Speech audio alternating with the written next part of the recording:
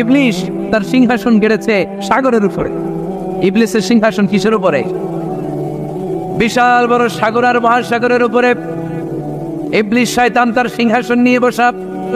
প্রতিদিন সকালবেলায় শয়তানগুলোরে মানব রাজ্যে পাঠিয়ে দেয়, যা তোরা মানব রাজ্যে চলে যা, যে মানুষকে ওয়াসওয়াসা দেয়, ওয়াসওয়াসা দিয়ে খারাপ কাজ করা। সারাদিন খারাপ কাজ করার পরে কি কি ওয়াসওয়াসা দিল, কি কি খারাপ কাজ মানুষের মধ্যে ঘটালো, সন্ধ্যাবেলায় সব শয়তানে সেই ইবলিসকে বয়ান শোনায়।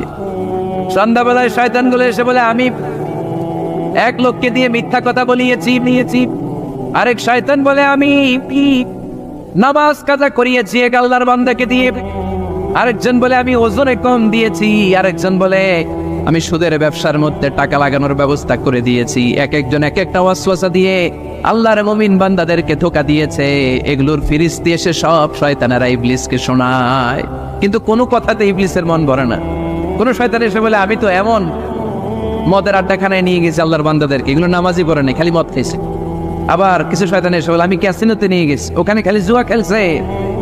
আবার কিছু শয়তান এসে বলে, আমি বাজারের মধ্যে ফরমালিনের এই ওয়াসওয়াসা ঢুকাই দিছি। একটার পর একটা শয়তানি ফিরিস্তি তারা ইবলিসকে শোনায়, কিন্তু কোনো কাজে ইবলিসের মন ভরাতে পারে না। একজন এসে বলে, আনা মা তারাকতুহু বাইনার রাজুলি ওয়া ইমরাআতি হাত্তা ফাররাকতু, আমি একজন ইমানদার নারী পুরুষের মধ্যে ঝগড়া লাগায়া ওই ঝগড়া বাড়াতে তালাক পর্যন্ত নিয়ে গেছে। নাউজুবিল্লাহ পড়বেন না?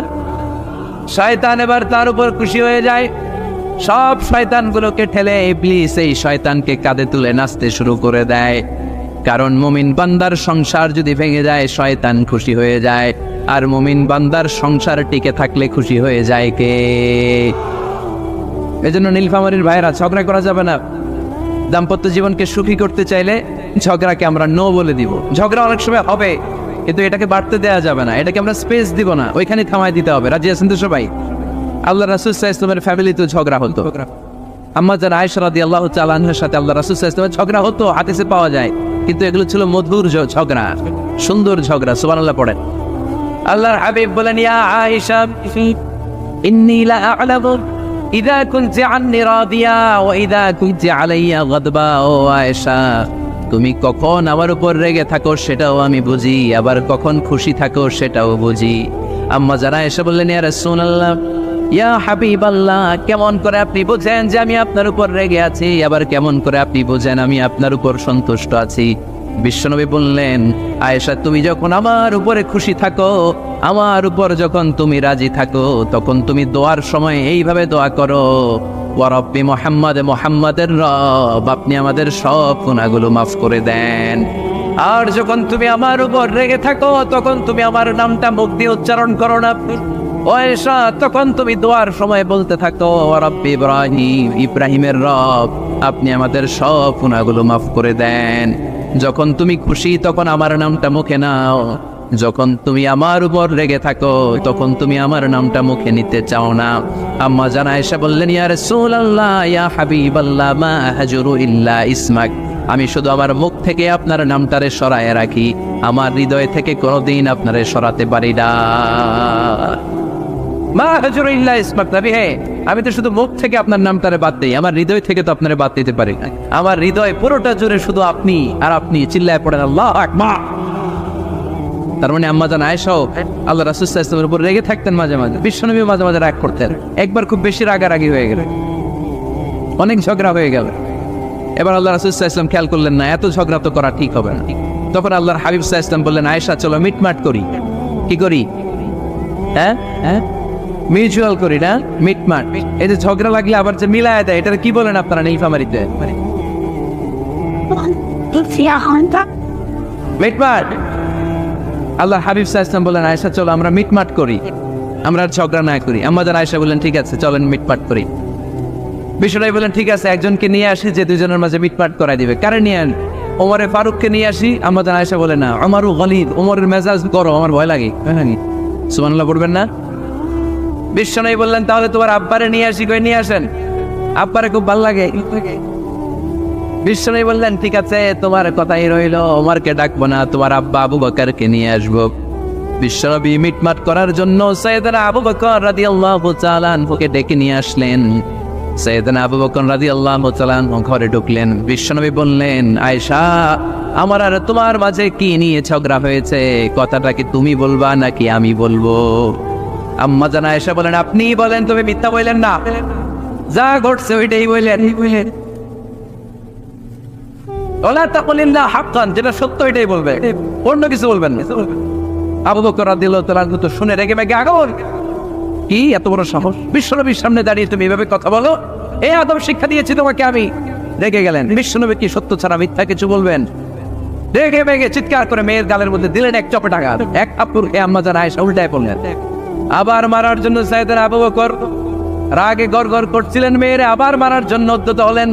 বিশ্বনবী অবস্থা ভয়ঙ্কর দেখে সাইয়েদনা আবু বকরের সামনে দুই হাত মেলে এইভাবে দাঁড়িয়ে গেলেন। বিশ্বনবীকে যখন আবু বকর রাদিয়াল্লাহু তাআলা আনহু দাঁড়াতে দেখলেন, সাইয়েদনা আবু বকর মুহূর্তের মধ্যে থেমে গেলেন। সুবহানাল্লাহ পড়েন। সাইয়েদনা আবু বকর রাদিয়াল্লাহু তাআলা আনহু ঘর থেকে বের হয়ে গেলেন। এবার বিশ্বনবী আম্মা জান আয়েশার কাছে যেয়ে বলেন, ও আয়েশা, দেখো আমি তোমার মাইর থেকে বাঁচাইলাম। আমি না থাকলে তোমার বাবা তোমার আসে শেষ করে ফেলতো, ঠিক কি না? আমি বাঁচাইছি তোমারে। ইয়া আয়েশা কাইফা রাআইতিনি আন খুসতুকি মিনার রাজুল, দেখছো আয়েশা কেমনে বাঁচাইলাম তোমারে? আজকে আমি না থাকলে এমন পিটতে দিতে তোমার বাবা একেবারে খবর হয়ে যায়। আম্মা জান আয়েশা লজ্জায় পড়ে গেলেন, হেসে দিলেন। বিশ্বনবীও হেসে দিলেন। সুবহানাল্লাহ পড়েন। দুইজনের এই হাসির আওয়াজ ঘরের বাইরে থেকে সাইয়েদনা আবু বকর শুনতে পেলেন। উনি শুনে তো অবাক, কিরে এতক্ষণ তৃতীয় বিশ্বযুদ্ধ, এখন আবার হাসে। ঘরে ঢুকলেন। ঘরে ঢুকার পরে আবু বকর রাদিয়াল্লাহু তাআলা আনহু বিশ্বনবীরে বলেন, ইয়া রাসূলুল্লাহ, আশরিকানি ফি সিলমিকুমা কামা আশরাকতুমানি ফি হারবিকুমা। হে আল্লাহর রাসূল, আপনারা দুইজন ঝগড়া লাগলে মিটমাট করার জন্য আমারে যেমনি ডাকেন, আপনারা যখন সুখ আনন্দ আর হাসাহাসিতে ব্যস্ত থাকেন, ওই হাসির সময়গুলোতে শেয়ার করার জন্য তখনও আমার একটু ডাইকেন পড়েন। সুবহানাল্লাহ। ও নবী, শুধু ঝগড়ার সময় ডাইকেন না, শুধু মিলায় দেওয়ার জন্য ডাকবেন না। আপনাদের মধ্যে যখন সুখকর আনন্দময় হাসাহাসির মুহূর্তগুলো কাটে, ওই মুহূর্তগুলোতেও আমাকে এনে আপনারা শেয়ার করে দিয়েন পড়েন। সুবহানাল্লাহ। মুসনাদে আহমদ ইবনে হাম্বলের হাদিস। এই হাদিস প্রমাণ করে আল্লাহ রাসূল সাল্লাল্লাহু আলাইহি ওয়াসাল্লামের বড় ঝগড়া হতো স্ত্রীদের সাথে, তবে মধুর ঝগড়া, শিক্ষণীয় ঝগড়া। আওয়াজ করে বলতে হবে, ঠিক কি না? এজন্য ঝগড়া হবে, কিন্তু ঝগড়াকে বাড়তে দেওয়া যাবে। তাহলে দাম্পত্য জীবন সুখময় করতে চাইলে 1 নম্বরে স্যাক্রিফাইস, 2 নম্বরে ঝগড়াকে আমরা কি বলে দিছি আজকে? ভুলে গেছি। ঝগড়াকে কি বলবো? নো। তাসলিমা নামে একটি মেয়ে হারিয়ে গেছে। ওসি সাহেব বলেছেন, পিছনে পুলিশের কাছে যদি পাঠিয়ে দিতে পারেন ভালো হয়। ছোট্ট মেয়ে দেখলে জিজ্ঞেস করবেন তোমার নাম কি, যদি বলে তাসলিমা, 6 বছর বয়স, ওকে পাঠিয়ে দিবেন। 3 নম্বর, দাম্পত্য জীবন সুখময় করতে চাইলে দাম্পত্য জীবনের কোনো গোপন কথা কারোর সাথে শেয়ার করা যাবে না। এটা কবিরা গুনাহ, এটাকে হারাম বলে ঘোষণা দিয়েছে কে? এটাকে বিষ্ণু বলেছেন আযমুল আমানা। স্বামী স্ত্রীর মধ্যে যে অন্তরঙ্গ মুহূর্ত কাটে, এই মুহূর্তগুলোর কথা কারোর সাথে শেয়ার করা যাবে? নীলফামারীর যুবক ভাইরা চিল্লায় বলে, এগুলো শেয়ার করা যাবে? বিষ্ণু বললেন, খবরদার, এটা আযমুল আমানা। স্বামীর সবকিছু স্ত্রীর কাছে আমানত, স্ত্রীর সবকিছু স্বামীর কাছে আমানত। আবার বিশ্বনবী বলেছেন, যারা স্বামী স্ত্রীর গোপন দাম্পত্য জীবনের কথা অন্যের কাছে শেয়ার করে দেয়, তারা হলো আশারুন নাস, পৃথিবীর মধ্যে সবচাইতে নিকৃষ্ট মানুষ। এরা নিকৃষ্ট, এদের চাইতে নিকৃষ্ট আর কেউ হতে পারে না। উলাইকা কাল আনআম বাল হুম আদাল। এরা পশুর চাইতেও নিকৃষ্ট, যারা স্বামী স্ত্রীর প্রাইভেট কথা, পার্সোনাল কথা মানুষের কাছে বলে বেড়ায়। আর সিবাহু হারাম, এই গোপনীয় সব কথাগুলোকে অন্যের কাছে প্রকাশ করা হারাম করেছে কে? চিল্লায় বলতে হবে কে? তাহলে খবরদার, নিজেদের দাম্পত্য জীবনের কোনো কিছু অন্যের সাথে শেয়ার করবেন। আমাদের বোনরা অনেক সময় একসাথে বসলে পেটের কথা, পিঠের কথা সব বলে ফেলায়, আছে না নাই? না বোনেরা, সব শেয়ার করলেও আপনাদের দাম্পত্য জীবনের কোনো কথা কখনো কারোর সাথে শেয়ার করতে পারবেন না। 4 নম্বর ফর্মুলা হচ্ছে অহেতুক সন্দেহ পরিহার করতে হবে। অনেক স্ত্রী আছে স্বামীরে খালি সন্দেহ করে, আছে না নাই? নীলফামারীতে এই সমস্যা নাই, আছে? এই যে ভুক্তভোগী বয়স, আছে না নাই? আছে, খালি সন্দেহ করে। এই তুমি ওদিকে তাকালে কেন, ওই বেডের দিকে তাকাইলা কেন, এই তোমার মোবাইল দাও, কারে ফোন দিলা দেখি, এই ফেসবুকের পাসওয়ার্ড দাও দেখি কি করছি, দেখি মেসেঞ্জারে কার সাথে চ্যাটিং করছে, আছে না নাই? এই যে অহেতুক সন্দেহ আপনার ফ্যামিলিটারে জাহান্নামের টুকরা বানায় দিন। আবার অনেক স্বামী আছে স্ত্রীকে খালি সন্দেহ করে, এদিকে তাকালে সন্দেহ করে, ওদিকে তাকালে সন্দেহ করে, বাসায় থাকলেও সন্দেহ, বাইরে গেলেও সন্দেহ, এরকম আছে না নাই? না, হয়তো সন্দেহ এটা পরিহার করবেন। এই সন্দেহ খুব খারাপ জিনিস। আমি ব্যক্তিগতভাবে অনেক কেস এরকম হ্যান্ডেল করেছি, এসে বলে হুজুর খালি সন্দেহ করে, এটা একটা রোগ। এটা কি আপনার ফ্যামিলিটারে শেষ করেছে। এজন্য হয়তো সন্দেহ পরিহার করবেন। হ্যাঁ, সত্যি যদি পরকীয়ার কোনো ঘটনা ঘটে থাকে ওটা নিয়ে বসেন, ফেস টু ফেস কথা বলেন, ফ্যামিলি মিটিং করেন, সরাসরি সেটেল করার চেষ্টা করুন। কিন্তু অহেতুক সন্দেহ একটা রোগ। এই রোগ থেকে আল্লাহ তুমি দাম্পত্য জীবনকে বাঁচাও, আমরা আওয়াজ করে পড়বো আমিন। 5 নাম্বার, স্বামী স্ত্রী একে অপরকে আল্লাহর বিধান স্মরণ করায় দিবে। স্বামী যদি ফজরের সময় ঘুমায় থাকে, স্ত্রী ডেকে দেওয়ার দরকার আছে না নেই? আবার স্ত্রী যদি ঘুমায় থাকে, স্বামীর ডেকে দেওয়ার দরকার আছে না নেই? কোন স্বামী যাবে জান্নাতে, তার স্ত্রী যাবে জাহান্নামে, আবার স্ত্রী হবে জান্নাতি, স্বামী যাবে জাহান্নামে। এরকম আমরা চাই নাকি? আমরা যখন জান্নাতে যাব, আমার স্ত্রীর হাত ধরে একসাথে জান্নাতে ঢুকতে চাই, ঠিক কিনা? ঠিক কিনা? আবার আমার স্ত্রী যখন জান্নাতে যাবে, সে একা ঢুকতে পছন্দ করবে।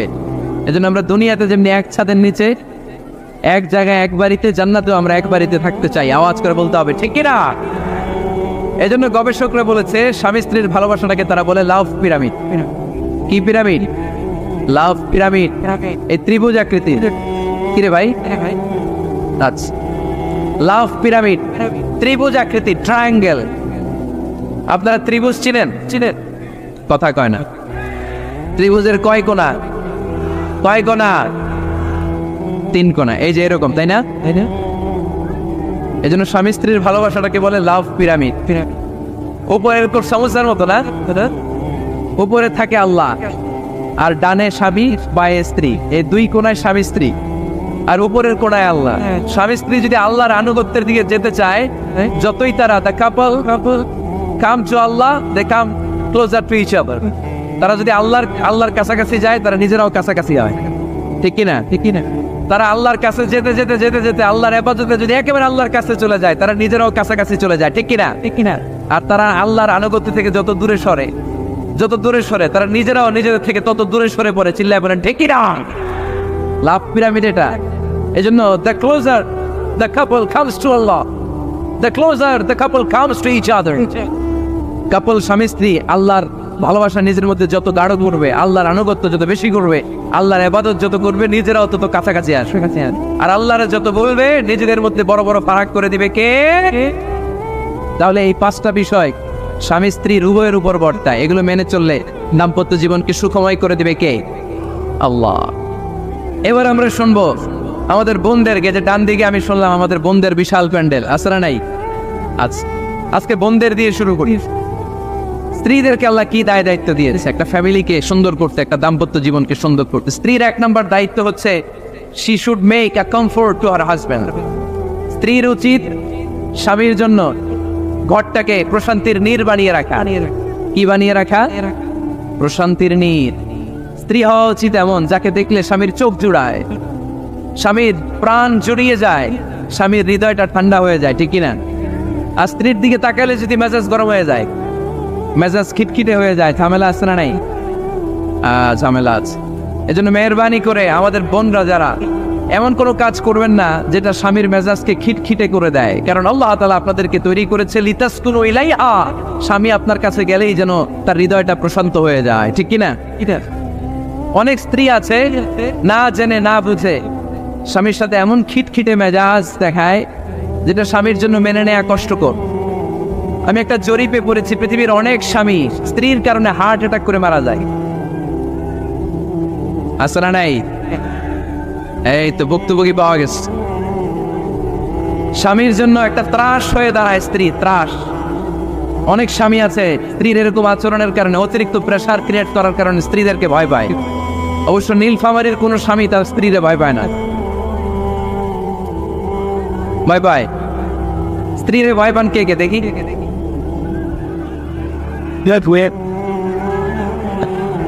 ভয় পান আপনারা? ভয় পান? হ্যাঁ, এক অফিসের বড় সাহেব তার স্ত্রীরে খুব ভয় পায়, প্রচন্ড ভয় পায়। তো সে মনে মনে ভাবলো, দেখি আমার অফিসের যারা স্টাফ আছে, ম্যানেজাররা আছে, এরা কতটুকু ভয় পায়, এরা ভয় পায় কিনা। তো একদিন সকালবেলা অফিসের সব স্টাফগুলোর একসাথে দাঁড় করে বলতেছে, এই আপনারা যারা যারা আপনাদের স্ত্রীদেরকে ভয় পান তারা ডান দিকে যান, আর যারা স্ত্রীকে ভয় পান না এরা বাম দিকে যান। অফিসের সব কর্মচারী ডান দিকে চলে গেছে, সবাই ভয় পায়, একজন শুধু বাম দিকে। বাম দিকে কয়জন ভয় পায় না, আর যারা ভয় পায় এরা ডান দিকে সবাই। তো বড় সাহেব ভাবছে আলহামদুলিল্লাহ আমার অফিসে একজন হইলেও বীর পুরুষ আছে। তো বীর পুরুষের কাছে যাই বলে, ঘটনা কি, আপনি মোটেও ভয় পান না? কয় স্যার, প্রতিদিন অফিস করার জন্য যখন ঘর থেকে বের হয় আমার বউ আমারে বলে দেয়, খবরদার সবাই যেদিকে যায় তুমি কিন্তু ওইদিকে যাইবা না, সবাই যেদিকে যায় তুমি ওইদিকে গেলে খবর আছে। বড় সাহেবকে খবরদার, এটা তো আরো ডরায়, ঠিক কি না? এজন্য বোনদেরকে বলবো লিতাসকুনু ইলাইহা, এমন ভাবে আপনি আপনার স্বামীর সামনে নিজেকে প্রেজেন্ট করেন যাকে আপনাকে দেখলে আপনার স্বামীর চোখ জুড়িয়ে যায়, হৃদয়টা প্রশান্ত হয়ে যায়, আপনাকে দেখলেই আপনাকে ভালোবাসতে মনে চায়, ঠিক কি না? এজন্য রব্বুল আলামিন বলেন, আমি নারীদেরকে তৈরি করেছি লিতাসকুনু ইলাইহা, যেন পুরুষেরা স্ত্রীদের সংস্পর্শ যখন পায় পুরুষদের হৃদয়টারে প্রশান্ত করে দেয় কে? রব্বুল আলামিন বলেছেন খাদিজার জন্য জান্নাতে আমি এমন একটা ঘর বানিয়েছি যেই ঘরের মধ্যে কোনো বিশৃঙ্খলা নাই। খাদিজার জন্য জান্নাতে এমন একটা প্রাসাদ আমি বানিয়েছি যেই প্রাসাদের মধ্যে কোনো আওয়াজ নাই, কোনো কোলাহল নাই। কুরাইশদের মাঝে যখন দাওয়াত দিতেন সব বিশৃঙ্খলা ঝামেলা গোলমাল শেষ করে রাতের বেলায় যখন খাদিজার ঘরে বিশ্বনবী ঢুকতেন, বিশ্বনবীর হৃদয়টারে প্রশান্ত করে দিত কে? আম্মাজান খাদিজা বিশ্বনবী সাল্লাল্লাহু আলাইহি ওয়াসাল্লামের জন্য এমন ঘর উপহার দিয়েছেন যেই ঘরে বিশ্বনবী আসলে বিশ্বনবীর হৃদয়টা ঠান্ডা হয়ে যেত। সুবহানাল্লাহ পড়েন। অনেক স্ত্রী আছে স্বামী ঘরে ঢুকলেই ঘরে আটা নাই, রুটি নাই, চাল নাই, ডাল নাই, এটা লাগবে ওইটা লাগবে, ওখানে যেতে হবে, একটার পর একটা ফিরিস্তি বলে বেড়ায়, আছে না নাই? না, এটা করবেন না। আপনার কি লাগবে এই সব দায় দায়িত্ব আল্লাহ তাআলা স্বামীকে দিয়েছে, স্বামীকে জানাবেন, তবে ধীরে সুস্থে স্বামীর জন্য ঘরটাকে এমন করে রাখতে হবে যেন ঘরে ঢুকলেই স্বামীর হৃদয়টারে প্রশান্ত করে দেয় কে? এজন্য স্ত্রীর প্রথম দায়িত্ব ঘরটারে প্রশান্তির নীড় বানানো। এখানে কি আবার কি এখানে মারামারি দুই দল নাকি?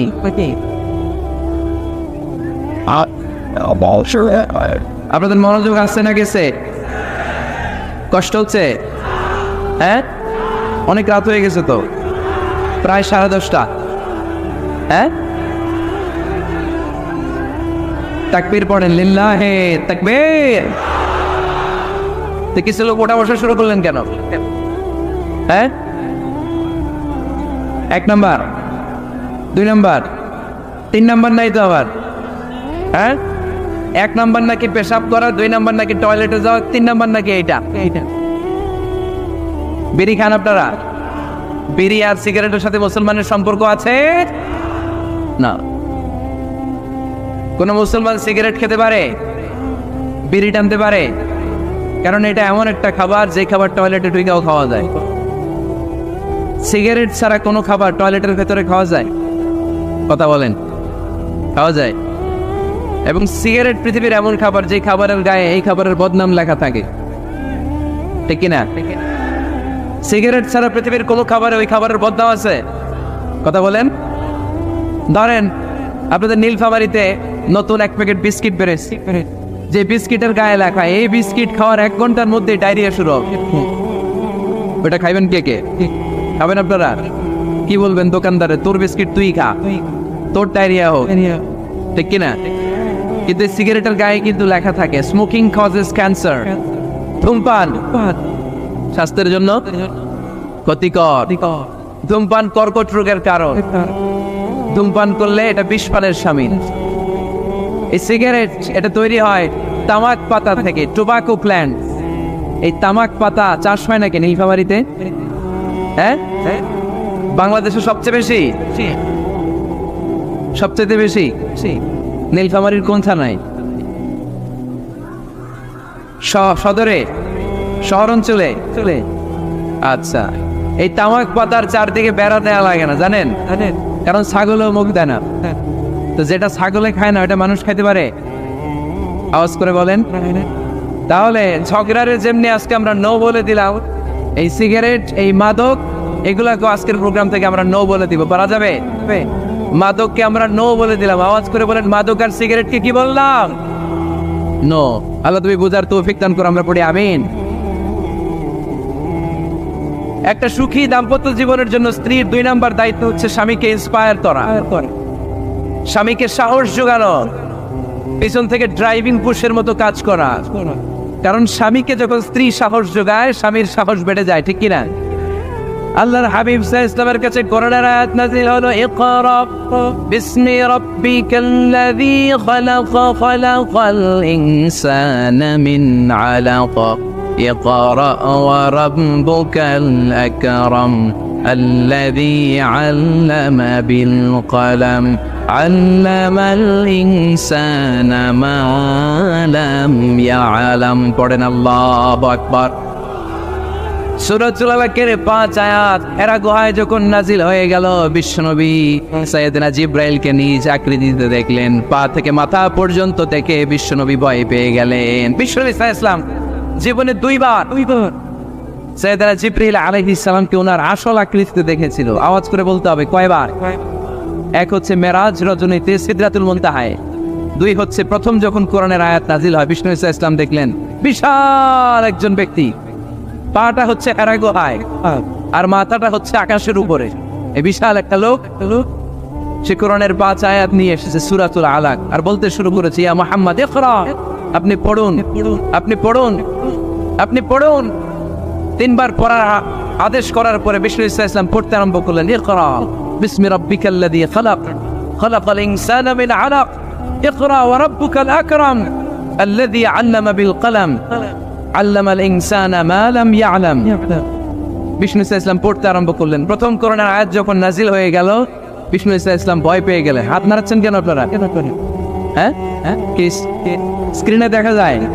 আহারে কি আনন্দ, আকাশে বাতাসে সবাই খুশির ঠেলায়, খুশিতে আনন্দের ঠেলায় না? আল্লাহর হাবিব সাল্লাল্লাহু আলাইহি ওয়াসাল্লাম ভয় পেয়ে গেলেন। আপনাদের মনোযোগ তো নাই মনে হচ্ছে, তা হাত নাড়াচ্ছেন কেন? এদিকে তাকা। খরগোশের কানের মতো কান দুইটারে খাড়া করে। কোরআনের আয়াত যখন নাজিল হলো, আল্লাহ রাসূল সাল্লাল্লাহু আলাইহি ওয়াসাল্লাম ভয় পেয়ে গেলেন। বিষ্ণু ইসলামের হৃদয় কাঁপতে আরম্ভ করলো। কোরআনের 5 আয়াত নিয়ে হেরা গুহা থেকে বিশ্বনবী আম্মা জান খাদিজাতুল কুবরা রাদিয়াল্লাহু তাআলা আনহার কাছে চলে আসলেন। এসে ডেকে বললেন, খাদিজা জাম্মিলুনি জাম্মিলুনি, কম্বল দিয়ে তুমি আমারে চাপা দাও, আমার ভয় লাগছে, মনে হয় আমি বাঁচবো না। আম্মাজান খাদিজা বললেন, কি হয়েছে আপনার? বিশ্বনবী বললেন, বিশাল বড় একটা লোক কোরআনের 5 আয়াত নিয়ে এসেছে। ওই লোকের পা হেরা গুহার মধ্যে, মাথাটা আকাশের উপরে, এত বিশাল সত্তা, বিশাল কোন মানুষ জীবনে আমি দেখি নাই। এসে সে পরিচয় দিয়েছে সে নাকি জিব্রাইল ফেরেশতা। বিশ্বনবী বললেন, মনে হয় আমি বাঁচবো না, আমার জ্বর চলে এসেছে, আমার হৃদয়ের মধ্যে কাঁপুনি শুরু হয়েছে, তুমি আমারে কম্বল দিয়ে চাপা দাও। আম্মাজান খাদিজা বললেন, ও নবী ভয় পাবেন না, আমার আল্লাহ কোনোদিন আপনারে অপমান করবেন না। সুবহানাল্লাহ পড়েন। ওয়াল্লাহি ওয়াল্লাহি লা ইউখজিকাল্লাহু আবাদা। নবী গো, আল্লাহ আপনারা অপমান করবেন না, কারণ আপনার মধ্যে এমন এমন ভালো ভালো গুণ আছে, এই গুণাবলীগুলি যে মানুষের মধ্যে থাকে তাকে আমার রব কোনোদিন অপমান করতে পারে না। চিল্লায় বলেন ঠিক কি না? নবী হে, ইন্নাকা লা তাসিলুর রাহিমা, আপনি আত্মীয়তার সম্পর্ক বজায় রাখেন। ও নবী, তাসদুকুল হাদিসা, সব সময় আপনি সত্য কথা বলেন। ওয়া তাহমিলুল কাল্লা, আপনি মানুষের বোঝা টেনে দেন। ওয়া তাকসিবুল মা'দুমা, যার উপার্জন করার কেউ নাই, নিজে গায়ে খেটে আপনি তারে উপার্জন করে দেন। ওয়া তুআইনু আলা নাওয়াইবিল হক, সত্য যেখানে বিপন্ন সেখানে আপনি সাহসী সৈনিকের মতো দাঁড়িয়ে যান। সুবহানাল্লাহ। রব্বুল আলামিন বলেন, উন্না লিবাসুল লাকুম ওয়া আনতুম লিবাসুল লাহুম। ও নারীরা, তোমরা তোমাদের স্বামীদের পোশাক, আর তোমাদের স্বামীরা হলো তোমাদের পোশাক। পোশাক যেমনি লজ্জাস্থানকে ঢেকে রাখে, ঈমান ইজ্জতের হেফাজত করে, আব্রু ঢেকে রাখে, তেমনি স্বামী তার স্ত্রীর চরিত্রের হেফাজত করে, স্ত্রী তার স্বামীর চরিত্রের হেফাজত করে। পোশাক যেমনি সুন্দর, স্ত্রীর চোখে স্বামী সুন্দর, স্বামীর চোখে স্ত্রী সুন্দর। পোশাক যেমনি মানুষকে আরাম দেয়, প্রশান্ত করে দেয়, স্বামী আর স্ত্রী একে অপরের সংস্পর্শ পেলে তাদের হৃদয়টাও প্রশান্ত হয়ে যায়, ঠিক কিনা? এজন্য আল্লাহ তাআলা পোশাকের সাথে তুলনা করেছেন। পোশাক, একে অপরের পোশাক। পোশাক চামড়ার সাথে লেগে থাকে না আলাদা থাকে? তার মানে স্বামী স্ত্রীর সম্পর্কটা এরকম মিলেমিশে ভালোবেসে একাকার, ঠিক না? আর নিসাউ শাকাইকুর রিজাল, নারীরা পুরুষদের কাউন্টার পার্ট। নারী হচ্ছে পুরুষের সহযোগী। এই পৃথিবীর এই সভ্যতা, এই সিভিলাইজেশন, এই উন্নয়নের ডেভেলপমেন্ট, এটা শুধু পুরুষরা করে নাই। এই উন্নয়নের অংশীদারিত্বে আমাদের বোনদের, নারীদেরও হাত আছে না নাই? এজন্য কাজী নজরুল বলেছেন, এ বিশ্বে যা কিছু সুন্দর চিরকল্যাণকর, অর্ধেক তার করিয়াছে নারী, অর্ধেক তার নর। চিল্লায় বলেন ঠিক কিনা? এজন্য এই মহাবিশ্বের এই সভ্যতায় আপনাদের যেমনি অবদান, আমাদের বোনদের অবদান আছে না নাই? স্বামী স্ত্রী এই দুজন মিলে এই বিশ্ব সভ্যতা তৈরি হয়েছে। এজন্য দুজনের মধ্যে সম্পর্ক হবে পোশাকের মতো। পোশাক যেমনি দেহের সাথে লেগে থাকে, স্বামী স্ত্রীর মধ্যে এরকম সুসম্পর্কের দরকার আছে না নাই? আচ্ছা, আজকে আমরা জানার চেষ্টা করব কি করে স্বামী আর স্ত্রীর মধ্যে এই সুসম্পর্ক বাড়ানো যায়, ইনক্রিজ করা যায়। কি করে আমাদের মধ্যে মারামারি, কাটাকাটি, ঝগড়া, ডিভোর্স এই রেটটা কমানো যায়। এ ব্যাপারে আমাদের জানার দরকার আছে না নাই? ইসলামী শরিয়া স্বামী স্ত্রী প্রত্যেককে ইন্ডিভিজুয়ালি আলাদা আলাদা কিছু দায়িত্ব দিয়েছে। স্বামীকে কিছু দায়িত্ব দিয়েছে, আবার স্ত্রীকে কিছু দায়িত্ব দিয়েছে, আবার উভয়কে কিছু দায়িত্ব দিয়েছে। আমরা শুরুতে স্বামী স্ত্রীর উভয়কে আল্লাহ তাআলা কি দায়িত্ব দিয়েছে এটা জানবো। তারপরে স্ত্রীদেরকে আল্লাহ তাআলা কি দায়িত্ব দিয়েছেন সেটা জানবো। সবশেষে স্বামীদেরকে আল্লাহ তাআলা কি দায়িত্ব দিয়েছে সেটা জানবো। এই দায়িত্বগুলো পালন করার মধ্য দিয়ে দাম্পত্য জীবনকে সুখময় করে দিবে কে? আল্লাহ। শুরুতে আমরা জানবো দ্য কালেকটিভ রেসপন্সিবিলিটি, যৌথ দায় দায়িত্ব কি আছে স্বামী আর স্ত্রীর। কেমন করে দাম্পত্য জীবনকে সুখময়, শান্তিময় করতে হয়। একটা দাম্পত্য জীবন কলহমুক্ত করতে চাইলে, সুখময় করতে চাইলে সর্বপ্রথম স্বামী স্ত্রীর যেটা খেয়াল রাখতে হবে সেটা হচ্ছে স্বামী স্ত্রীর উভয়ের স্যাক্রিফাইসের মানসিকতা থাকা লাগবে। স্যাক্রিফাইস, আওয়াজ করে আমার সাথে সাথে বলেন স্যাক্রিফাইস। এই স্যাক্রিফাইস ছাড়া দাম্পত্য জীবন টিকবে? দুইজনেই যদি ঝগড়া করে, দুইজনেই যদি রেগে যায়, ঝামেলা আসে না নাই? স্বামী রেগে গেলে স্ত্রীকে থেমে যেতে হয়, আবার স্ত্রী রেগে গেলে স্বামীকে থেমে যেতে হয়। স্বামীও যদি রেগে যায়, স্ত্রীও যদি রেগে যায়, তাহলে তৃতীয় বিশ্বযুদ্ধ বেঁধে যাবে, ঠিক কিনা? এই জন্য রেগে গেলেন তো হেরে গেলেন, রাগা যাবে না। স্বামী যদি রেগে যায়, স্ত্রী থেমে যেতে হবে। স্ত্রী যদি রেগে যায়, স্বামী থেমে যেতে হবে। এটাই দাম্পত্য জীবনের সুখ আর সমৃদ্ধির মূল ফর্মুলা। স্যাক্রিফাইস করতে হবে। এর কারণ আপনি যদি দোষ খুঁজতে শুরু করেন, দোষ ছাড়া পৃথিবীতে মানুষ নাই, ঠিক কিনা? No one is perfect in this world. এই পৃথিবীতে কেউই পারফেক্ট না। আপনি যে আপনার স্ত্রীর দোষ খোঁজেন, আপনারও দোষ আছে না নাই? আবার ভাবি যদি আপনার খালি দোষ খোঁজে, ভাবিরও দোষ আছে না নাই? না, এজন্য দোষ খুঁজবেন না, স্যাক্রিফাইস করেন, একটু মানিয়ে নিন। দাম্পত্য জীবনটা এরকমই, একটু ছাড় দিতে হয়, একটু মানিয়ে নিতে হয়। দাম্পত্য জীবনে কখনো মন খারাপ, কখনো মন ভালো, কখনো রোদ, কখনো বৃষ্টি, এই নিয়েই দাম্পত্য জীবন, ঠিক কিনা? তাহলে দাম্পত্য জীবনে যদি আমরা সুখ পেতে চাই, সকল নবদম্পতিকে বলবো একটু ছাড় দেওয়ার মানসিকতা বিল্ড আপ করেন। একটু মানিয়ে নেন, একটু মানিয়ে নেন, একটু ছাড় দেন, একটু মিলেমিশে চলেন। এক স্যাক্রিফাইস আমাদের জীবনটারে, আমাদের দাম্পত্য জীবনটাকে একটা জান্নাতি দাম্পত্য জীবন বানায় দিবে, ঠিক কিনা? দাম্পত্য জীবনকে সুখী করার 2 নম্বর ফর্মুলা হচ্ছে ঝগড়া করা যাবে না। আপনারা ঝগড়া করেন নাকি? হ্যাঁ, বউয়ের সাথে ঝগড়া করেন না এরকম বিবাহিত পুরুষ কে কে আছেন দেখি এখানে? হাত তুলছে অনেকে, বিশ্বাস হয় আপনাদের? হ্যাঁ, অনেক ঝগড়া। হ্যাঁ, আচ্ছা, মেয়েরা বেশি করে? না না, এই মহিলা প্যান্ডেল আছে এদিকে, এদেরকে জিজ্ঞেস করলে বলবে সব দোষ আপনাদের, আর আপনারা দোষ দিচ্ছেন এদের। তো ঝগড়া করবেন না মেহরবানি করে, সম্মানিত ভাইরা, ঝগড়া করবেন না। কারণ এই ঝগড়া থেকে, সামান্য ঝগড়া থেকে অনেক সময় বিচ্ছেদের দিকে চলে যায় সম্পর্ক। ছোট্ট ঝগড়া থেকে যেতে যেতে ঝগড়া বাড়তে বাড়তে ডিভোর্সের দিকে গড়া, এরকম আছে না নাই? না, সামান্য ঝগড়া যদি বেঁধে যায়, শয়তান এটার মধ্যে বাতাস দেয়, এটারে বাড়াতে বাড়াতে শয়তান অনেক বড় করে। ইমানদারদের পরিবার ভেঙে গেলে শয়তান খুশি, আর ইমানদারদের পরিবার টিকে থাকলে আমার আল্লাহ খুশি। আমরা কার খুশি চাই? জোরে বলতে হবে, খুশি চাই কার? শয়তান সব সময় চায় ইমানদারদের ফ্যামিলি ভেঙে দিতে। always it tries its level best to break down the relationship of a moving family. একদিন ইমানদারের ফ্যামিলি কি করে ব্রেক ডাউন করে দেয়া যায়, যেন ঝগড়াই করবো না আমরা। আপনি ঝগড়া করলে ভাবি যেন ঠান্ডা থাকে, ভাবি ঝগড়া শুরু করলে আপনি ঠান্ডা থাকবেন। ঝগড়া করা যাবে না, কিন্তু ঝগড়া হয়ে যায় ফ্যামিলিতে, এটাকে চেক দিতে হবে। ঝগড়া নিয়ে অনেক মজার মজার গল্প আছে, একটা গল্প দিয়ে আজকে শুরু করি। এক লোক মাহফিল শেষ করে 11টার দিকে বাসায় ফিরেছে।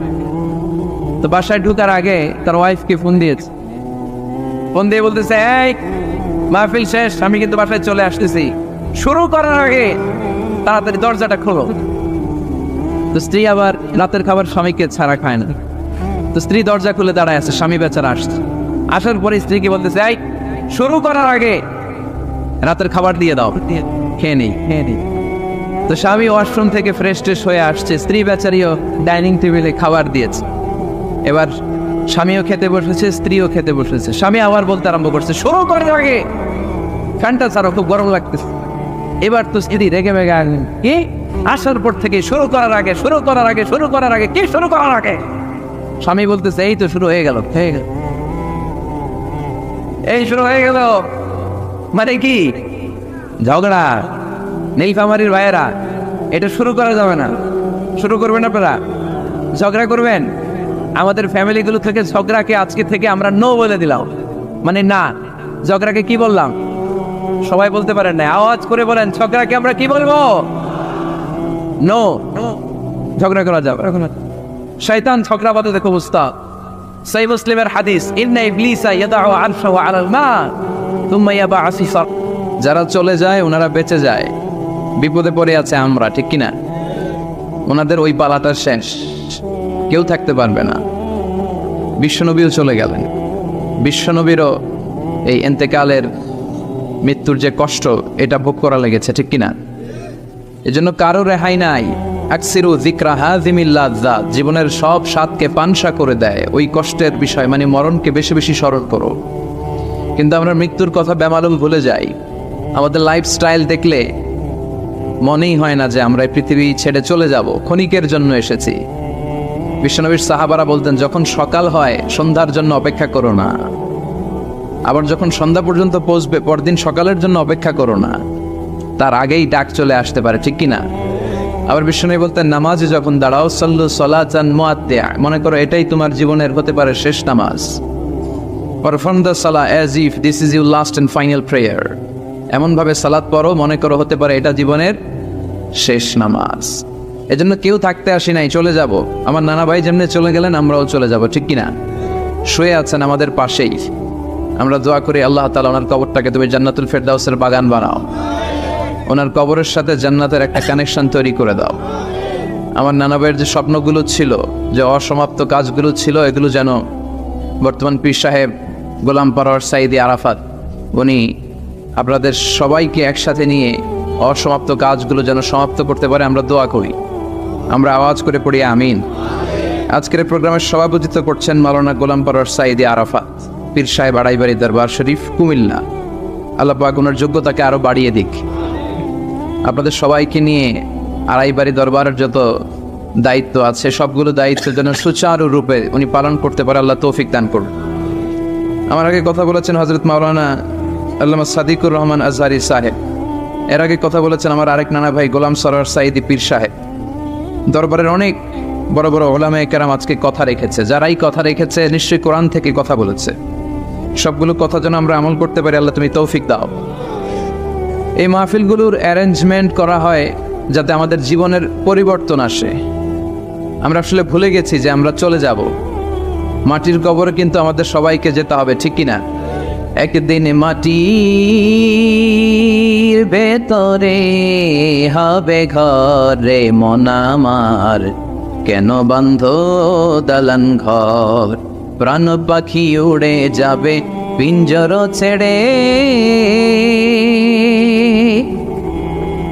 ধরা ধামে সবই রবে তুমি যাবে চলে, বন্ধু বান্ধব যত মাতা পিতা দ্বারা সুত সবই হবে তোমার পরে মন আমার, কেন বাঁধো দালান ঘর, একদিন মাটির ভেতরে হবে ঘর রে মন আমার, কেন বাঁধো দালান ঘর, ঠিক না?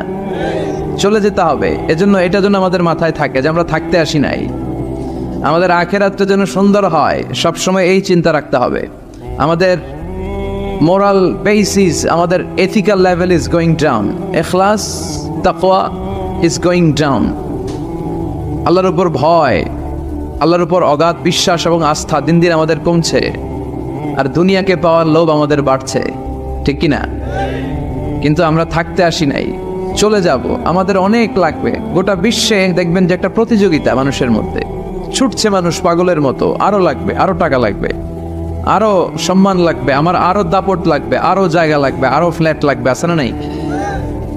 বিশ্বনবী বলেন, বনি আদমের প্রত্যেককেও যদি একটা স্বর্ণের পাহাড়ের মালিক বানিয়ে দেয়া হয়, কিসের পাহাড়? কথা বলেন।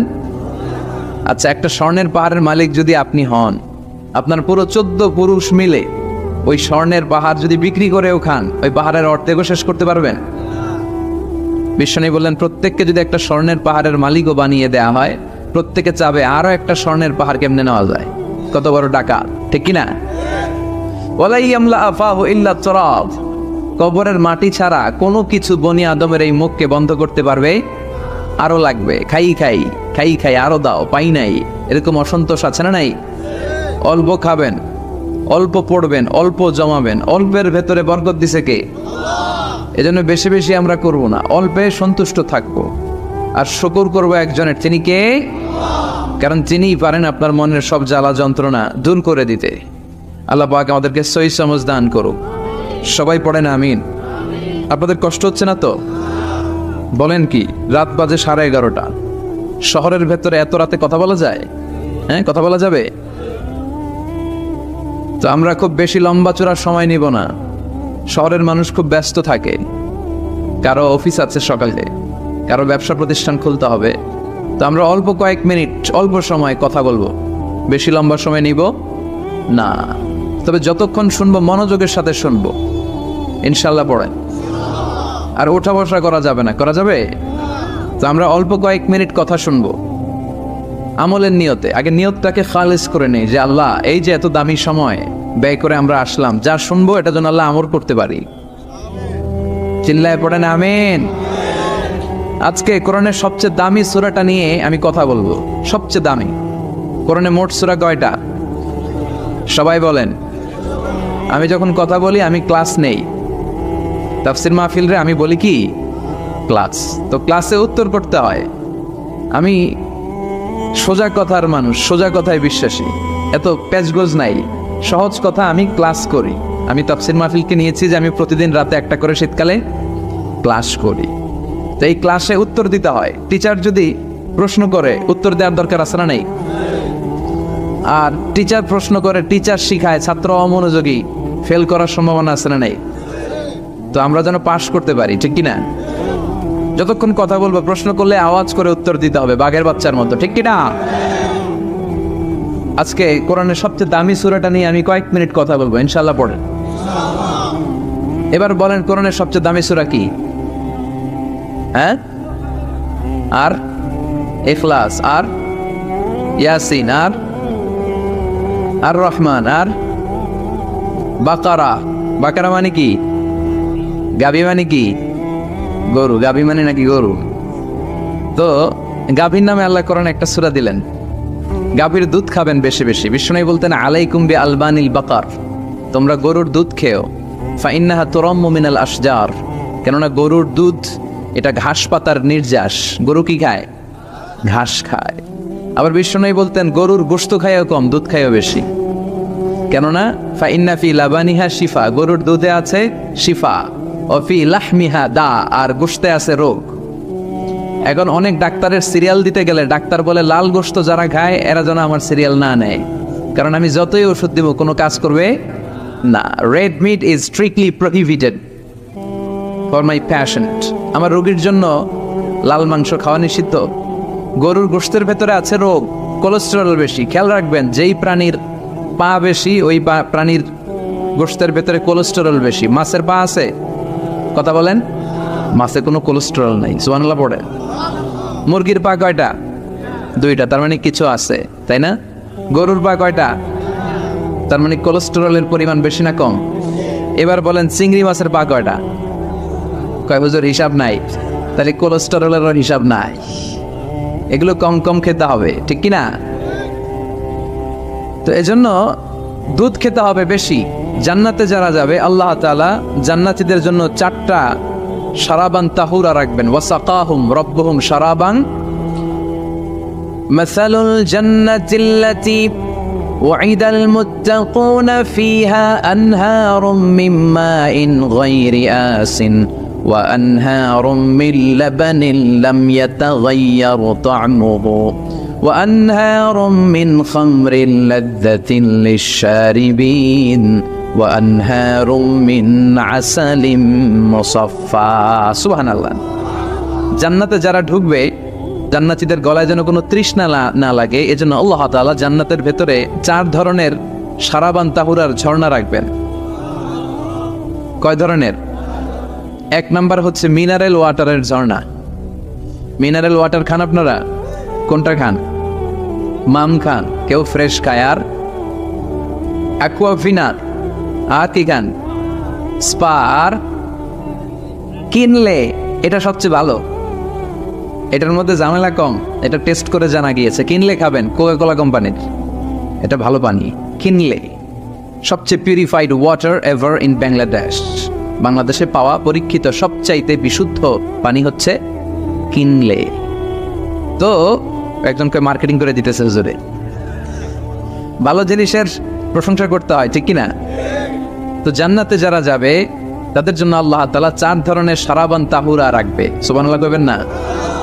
1 নাম্বার মিনারেল ওয়াটার, মিনারেল ওয়াটারের ঝর্ণা, আপনি ওখান থেকে তেদারসে পান করবেন। নাম্বার 2 দুধের ঝর্ণা, দুধের ঝর্ণা, ফ্রেশ মিল্ক এর ঝর্ণা থাকবে। নাম্বার 3 মধুর ঝর্ণা, মধু খাবেন বেশি বেশি, মধুর মধ্যেও শিফা আছে। এই কোরআনে 2টা জিনিসের ক্ষেত্রে আল্লাহ উল্লেখ করেছেন শিফা। এক হচ্ছে কোরআন, কোরআনটা নিজেই শিফা, সুবহানাল্লাহ। আর হচ্ছে মধু, মধুর ভিতরে শিফা আছে না নাই? আছে। তো বিশুদ্ধ পানির ঝর্ণা, দুধের ঝর্ণা, মধুর ঝর্ণা, আরেকটা থাকবে মদের ঝর্ণা। সুবহানাল্লাহ বাড়িতে গিয়ে বললেন, দুনিয়াতে মদ খাওয়া হারাম করছে কে? আর ওই আল্লাহ জান্নাতে আপনাদেরকে মদ খাওয়াবে। বোতলের মদও আছে, এটার নাম রাহিকুম মাখতুম, সিল্ড ওয়াইন। মিজাজুহা কাফুরা, কর্পূরের ফ্লেভার থাকবে। মিজাজুহু মিন তাসনিম, তাসনিমের ফ্লেভার থাকবে। মিজাজুহা জানজাবিলা, জিঞ্জার ফ্লেভার, আদার ফ্লেভার থাকবে। সুবহানাল্লাহ পড়ে। কিন্তু ওই মদ খেলে মুখে দুর্গন্ধ হবে না, মাথায় মাতলামি আসবে না। আল্লাহু আকবার। কারণ ওই মদটা জান্নাতের যে সুন্দর সুন্দর সুঘ্রাণওয়ালা গাছ আছে, ফুল আছে, ওই ফুলের নির্যাস থেকে আল্লাহ বানাবেন। সুবহানাল্লাহ পড়েন। সেজন্য এই 4 ধরনের সুপেয় পানি আল্লাহ তাআলা জান্নাতীদের জন্য রাখবেন। এর চেয়ে দামি একটা পানি রাখবেন, ওইটার নাম হচ্ছে আল কাউসার। কি নাম?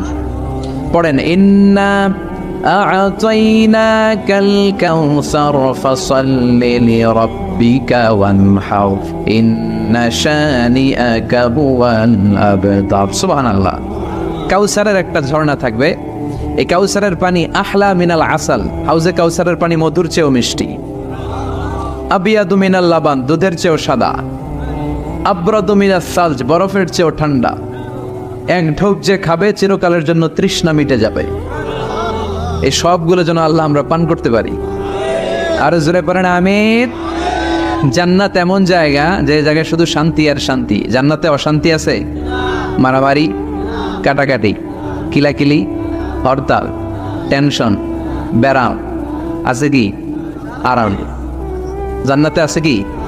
নাই কি? ব্যারাম। আরামের জায়গা, কোনো টেনশন নাই। জান্নাতের ভিতরে রোদ নাই, বৃষ্টি নাই। ভূমিকম্প আছে? দুনিয়াতে ভূমিকম্পের টেনশন হয় না? বন্যা আছে জান্নাতে? পুলিশের দৌড়ানি, র্যাবের দৌড়ানি আছে? বাড়ি ভাড়ার টেনশন, বিদ্যুৎ বিল, গ্যাসের বিল, গমে ধরে না আমাদের, ঠিক কিনা?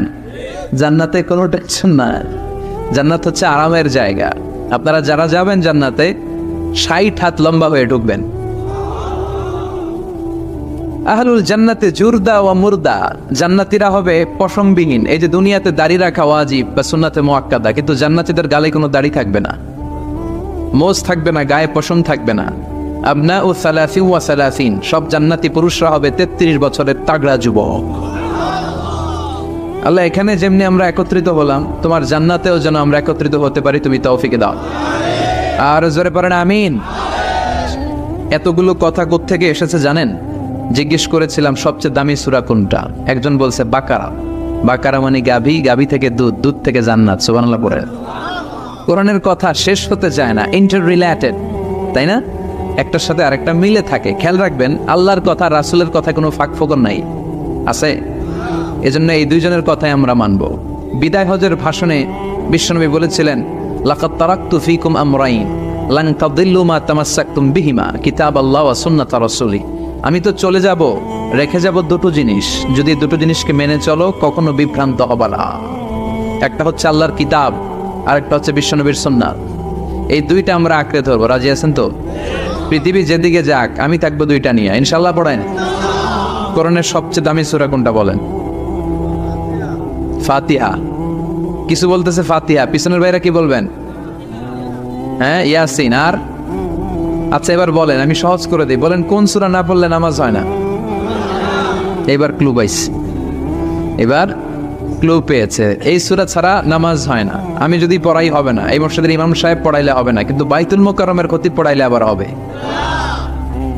হবে না? শাইখ আব্দুর রহমান সুদাইস পড়ালে তো হবেই। খাইছে কত বড় মুফতি দেখছেন, ফতোয়া দিয়ে দিচ্ছে জি না, আসলেই হবে না। কারণ এটা এমন সূরা, এই সূরা না পড়লে নামাজ হয় না। বিশ্বনবী বুখারীর বর্ণনায় বলেছেন, আ'যামুস সুওয়ার ফিল কোরআন, কোরআনের সবচেয়ে দামি সূরা। এটা আমার বানানোর কথা না, সবচেয়ে দামি সূরা। এই সূরার মতো সূরা কোরআনে তো নাই, তাওরাতের ভেতরেও নাই, ইনজিলের ভেতরেও নাই, জাবুরের ভেতরেও নাই। 60টা মাত্র আয়াত। কয়টা? কার কার মুখস্থ নাই হাত তোলেন? সূরা ফাতিহা মুখস্থ নাই কার কার? হাত তোলেন। হিন্দু ভাই নাই কেউ? আমাদের অনেক মাহফিলে হিন্দুরা আসে, হিন্দুদেরও মুখস্থ। সুবহানাল্লাহ কইবেন না? আমি একবার লঞ্চের ভেতরে তুফানে পড়ছিলাম, তো লঞ্চ ডুবে যাবে তুফানের ধাক্কায়। তো দেখলাম লঞ্চের ভেতরে শুধু মুসলমানরাই জিকির করে না, হিন্দুরাও জিকির করে। তুফান থেমে যায়, জিকিরও থেমে যায়। কত বড় ডাকাত! তুফান শুরু, জিকিরও। সবার মুখে এক চিৎকার, বাঁচাও। আমি বললাম, কে বাঁচাবে? কে? হুজুর আমনে। ভাবছে আমি দোয়া কালাম পড়লে বেঁচে যাবে, তো আমি বললাম, আমি যে বাঁচাবো, আমারে বাঁচাবে কি? মনে রাখবেন, কেউ বাঁচাতে পারে না, একজন ছাড়া। চিৎকার করে বলতে হবে, তিনি কে? কোরআনের সবচেয়ে দামি সূরার নাম সবাই বলেন। এই সূরাতুল ফাতিহার মাত্র 7টা আয়াত। কয়টা আয়াত? এই 7টা আয়াত নিয়ে কয়েক মিনিট একটু আল্লাহর রাস্তায় কুরবানি করা যাবে না? কান দুইটা খরগোশের মতো খাড়া করেন। খরগোশ কান খাড়া করে শোনে, এজন্য খুব পিন ড্রপ সাইলেন্ট, পিনপতন নীরবতাও খরগোশ কান দিয়ে শুনতে পায়। এই সূরাটা হচ্ছে আউয়ালুস সূরা নাযালা কামিলান মিনাল কোরআন, কোরআনের সর্বপ্রথম নাজিল হওয়া পূর্ণাঙ্গ সূরা। এই সূরার আগে কোন সূরা পূর্ণাঙ্গ একসাথে নাজিল হয় নাই। কোন সূরার 5 আয়াত, 10 আয়াত, 20 আয়াত। আপনারা যে এখন সুন্দর কোরআন দেখতেছেন, বিশ্বনবীর সময় কি এই কোরআন ছিল? না। 23 বছরের লম্বা জিন্দিগিতে বিশ্বনবীর কাছে এই কোরআন নাজিল হয়েছে। পরবর্তীতে এটার কম্পাইলেশন করা হয়েছে, scripture, holy scripture, the Quran, whereof there is no doubt, no suspicion in it, and a guidance to those who are muttaqin. এটা এমন বই যেটাতে আল্লাহ কোনো ভুল রাখে নাই, মুত্তাকিনদের জন্য এটা পথ নির্দেশিকা হিসেবে আল্লাহ পাঠিয়েছে। পড়েন সুবহানাল্লাহ। তো সূরাতুল ফাতিহার আগে অনেক সূরা নাজিল হয়েছে, কিন্তু একটু একটু করে, পুরোটা একসাথে না। এই সূরাটা পুরোটা একসাথে সর্বপ্রথম নাজিল হয়েছে। এজন্য এই সূরাটারে আবার বলে ফাতিহাতুল কিতাব, মানে preface of the book, introductory সূরা। কোরআনটা খুললেই সর্বপ্রথম আপনার নজরে যে সূরাটা পড়বে, সূরাটার নাম সবাই বলেন সূরাতুল ফাতিহা। আবার বিশ্বনবী এটাকে বলেছেন কোরআনের মা। কি বলেছেন? চমৎকার একটা ইনফরমেশন না? মনে রাখতে হবে। তাহলে কোরআনের মায়ের নাম কি? মনে থাকবে? বলেন তো, সকল পৃথিবীর সব শহরের জনপদের মায়ের নাম কি? মাক্কাতুল মুকাররমা। তেমনি কোরআনুল কারীমের মায়ের নাম হচ্ছে সূরাতু আল ফাতিহা। এরপরে বিশ্বনবী বলেছেন এই সূরাটা হচ্ছে সূরাতুল ওয়াফিয়া, অখণ্ড সূরা। এই সূরাকে খণ্ড খণ্ড করে পড়া যায় না। কেউ প্রথম রাকাতে সূরাতুল ফাতিহার অর্ধেক, দ্বিতীয় রাকাতে বাকি অর্ধেক যে পড়ছে হইছে। কিন্তু কেউ প্রথম রাকাতে সূরা আর রহমানের 10 আয়াত, পরের রাকাতে বাকি 10 আয়াত, কোনো সমস্যা আছে? সমস্যা নাই। তার মানে এই সূরার নাম সূরাতুল ওয়াফিয়া, অখণ্ড সূরা। মানে এই সূরাকে খণ্ড খণ্ড করে পড়া যায় না, পড়লে পুরোটাই পড়তে হয়। সুবহানাল্লাহ পড়েন। আবার এই সূরার আরেকটা নাম হচ্ছে সূরাতুদ দুআ, দোয়ার সূরা। কিসের সূরা? কেমন করে আল্লাহর কাছে প্রার্থনা করতে হয়, দোয়া করতে হয়, ফরিয়াদ করতে হয়, সে কথা এই সূরার ভেতরে আছে না নাই? কারণ এই সূরাতে আমরা প্রতিদিন একটা দোয়া করি, ইহদিনাস সিরাতাল, মানে কি? আল্লাহ আমাকে সরল সঠিক পথ দেখাও। আমাদেরকে পথ দেখায় কে? চিল্লায় বলেন। আমি যদি কোনোদিন পথে ভুলে যাই, হাত ছানি দিয়ে কাছে নিও, মমতার বন্ধনে আমায় বেঁধে সব ভুল ক্ষমা করে দিও। আমি যদি কোনোদিন পথে ভুলে যাই, হাত ছানি দিয়ে কাছে নিও, মমতার বন্ধনে আমায় বেঁধে সব ভুল ক্ষমা করে দিও। পড়ে না আমি। আমরা যদি পথ ভুলে যাই, আমাদের পথ দেখায় কে? এজন্য এই সূরাটার নাম সূরাতুদ দুআ, প্রার্থনার সূরা। কেমন করে আল্লাহর কাছে প্রার্থনা করতে হয় এই সূরার ভেতরে আছে না নাই? এরপরে এই সূরার নাম হচ্ছে সূরাতুস সালাহ, নামাজের সূরা। কিসের সূরা? সব সূরা ছাড়া নামাজ হয়, সূরাতুল ফাতিহা ছাড়া নামাজ হয়? বিশ্বনবী বললেন লা সালাতা লিমান লাম ইয়াকরা বিফাতিহাতিল কিতাব। যে সূরা ফাতিহা তার নামাজে পড়ে না, তার নামাজ আল্লাহর দরবারে কবুল হয় না। এরপরে বিশ্বনবী বলেছেন এই সূরার নাম সূরাতুশ শিফা, সূরাতুশ শিফা, শেফার সূরা, আরোগ্য লাভ করার সূরা।